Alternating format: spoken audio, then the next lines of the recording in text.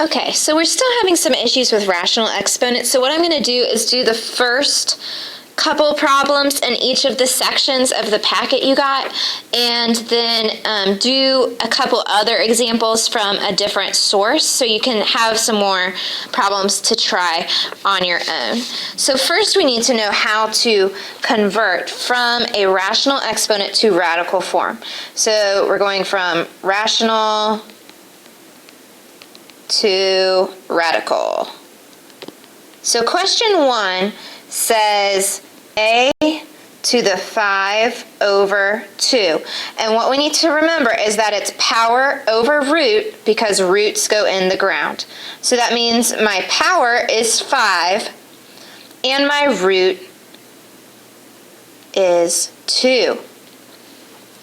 So if I wanted to write that as a radical, here's my radical, here's my base, my power is 5, so that gets stuck as the exponent of a, and my root is a 2. Now that's a little bit boring because technically this is already a square root. But say I changed it and it was now a 5 over 3, then it would be a cube root, and I would write that 3 right there. Okay? How about number 6? We're going the other direction. So we're going from a radical to the equation. It says the square root of y to the 9th. So what I need to remember is my base stays the same. It's power, which is 9, over root, and this is, once again, an understood 2, so it's square root. So all we're doing is changing from an exponent to a radical. Same thing. And there are some other examples in your notes. I'm going to do, let's see, another one. Sorry, I didn't pre-plan this lesson. Bear with me. So here we go. Let's say I have,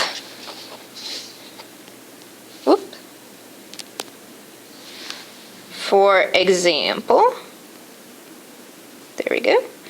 I have x to the 3 over 4. So my base would stay the same, x, and then I'm going to do a root of that, and the root is going to be the bottom because roots go in the ground, so that little 4 goes there, and my power is on top, and he gets stuck with the x as my exponent. How about one more? I'm going to scroll down. Let's say, this is a good one. Let's do it with a number where we have the 4th root of 11 cubed. My base stays the same, and it's power 3 over root 4, because roots go in the ground. That's it. Now the next section says that I need to simplify. When I simplify, the first thing I want to do is change to my radical form. And then I'm going to be doing a lot of factor trees. Sorry. Okay, so let's look at number 11. I was about to say 1. Number 11 says 64 to the 1/2. So let's change it to radical form. That means that my root is a 2, so it's just a square root, and I have 64 to the 1st power. Now anything to the 1st power is just itself. And so what is the square root of 64? 8. That's it. I didn't have to do anything funky with that one. Let me skip to one that's a little bit more interesting, like number 17. Okay, it says 27 to the 2 over 3. So the first thing I want to do is change it to a radical. So here's my radical, here's my base, my root is a 3, and my power is a 2. Now, Who even wants to do 27 squared? I don't want to do 27 squared. So what I'm going to do is rewrite it as the cube root of 27, and then I'm going to square my answer. So now I'm going to look at this part on the inside, which I'm just going to go over in another color. I'm going to look at doing this cube root of 27. So this is where I need to do a factor tree. 1 multiplies to 27, 9 and 3. 1 multiplies to 9, 3 and 3. Sorry, I got kind of squished there. Since I have a cube root, that means I'm looking for a group of 3 items. 1, 2, 3. Do I have a group of 3 of the same thing? Yes. And it is a 3, so I write 3. That deals with the red part that's inside. Now I have to square that answer, deal with that exponent. And what is 3 squared? It is 9. Okay? Let me do an example from a different packet. Okay?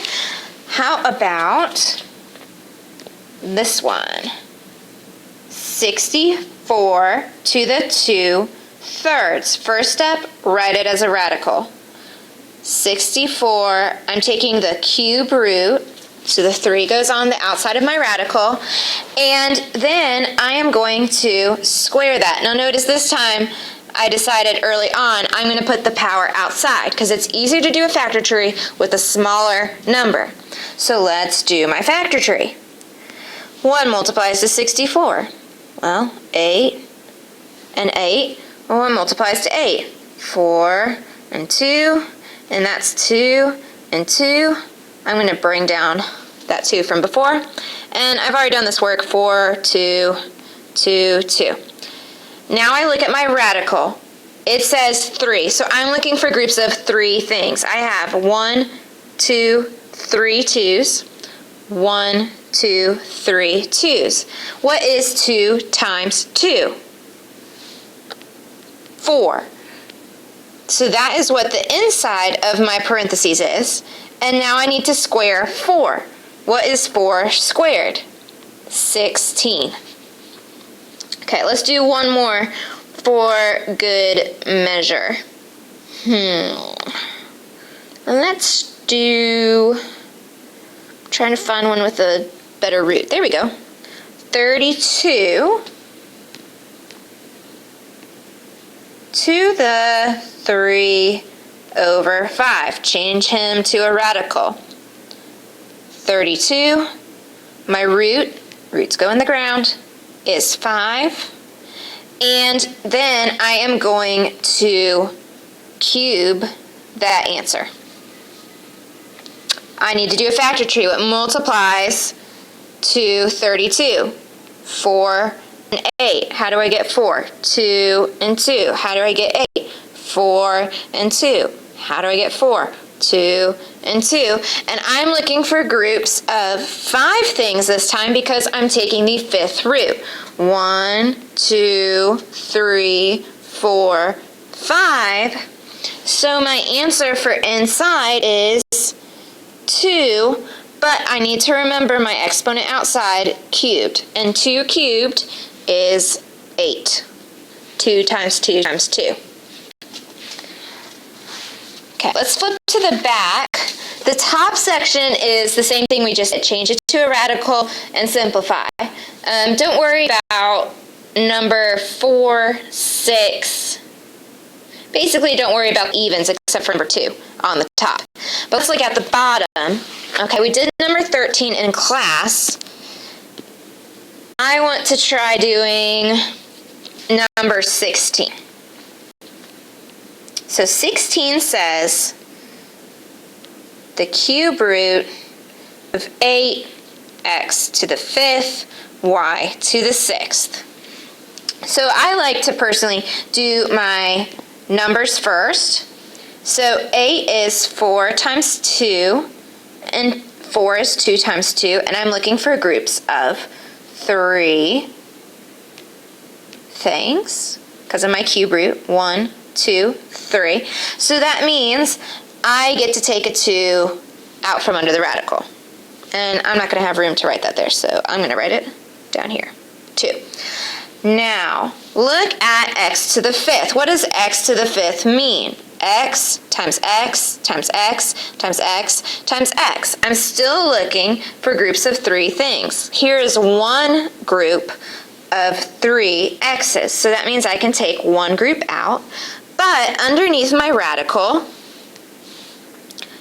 I have to leave 2 x's. So that would be x squared. Now let's look at my y's. Y to the 6th means y times y times y times y times y times y. I hope I said that as many times, but that's 6 y's. I'm still looking for groups of 3. 1, 2, 3. 1, 2, 3. That means that I can take out y squared because there were 2 groups. Now, the first few times you do this, you're going to end up with this kind of ugly little space in between. It's okay. It's fine. It's just better than running out of space at the end.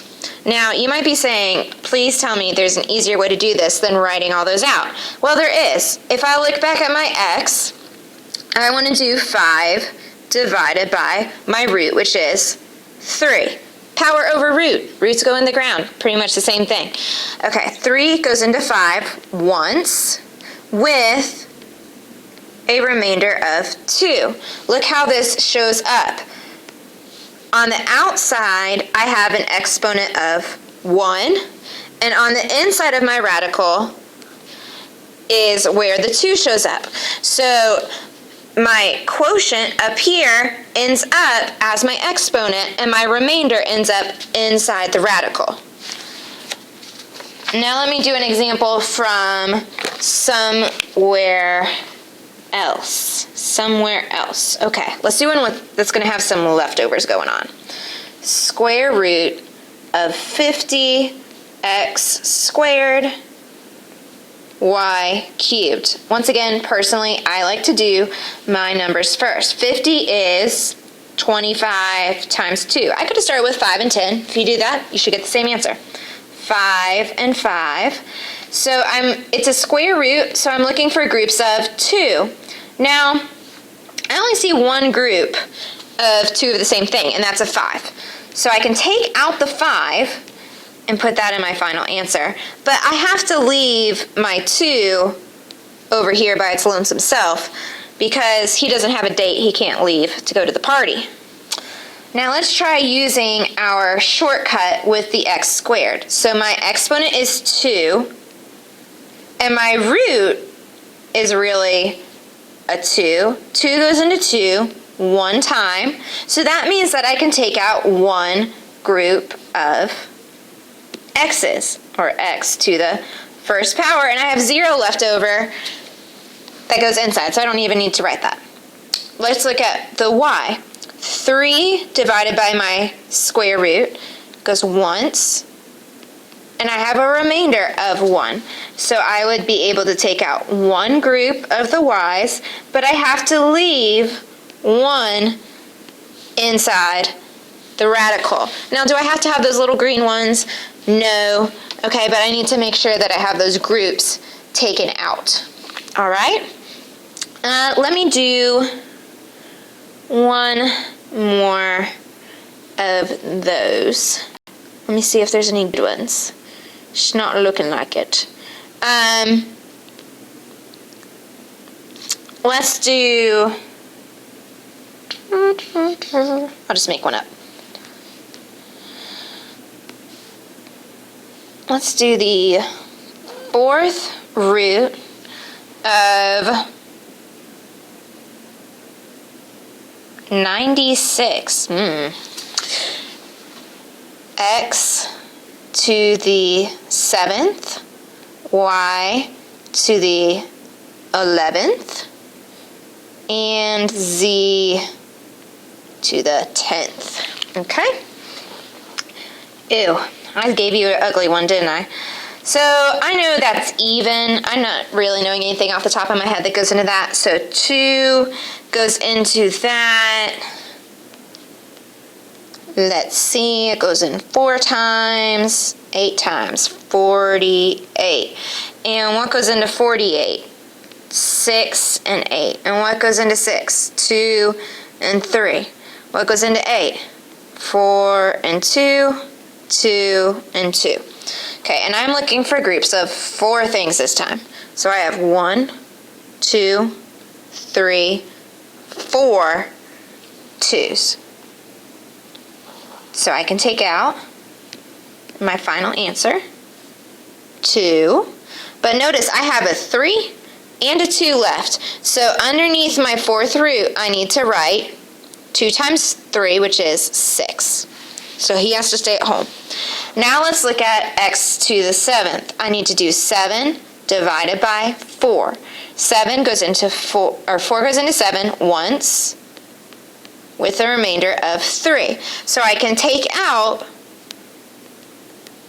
1x, but I have 3 still inside. Let's look at y. I have 11 divided by 4. Goes in twice, with a remainder 3. So that means I can take out a 2, but I have to leave in a 3. Finally, z is to the 10th power. So 4 goes into 10 twice, with a remainder 2. Z, hopefully you left enough room on your paper. So that means both of my exponents are 2. There we go. I hope that helps a little bit more. If you still need help, try coming early tomorrow. Have a good night.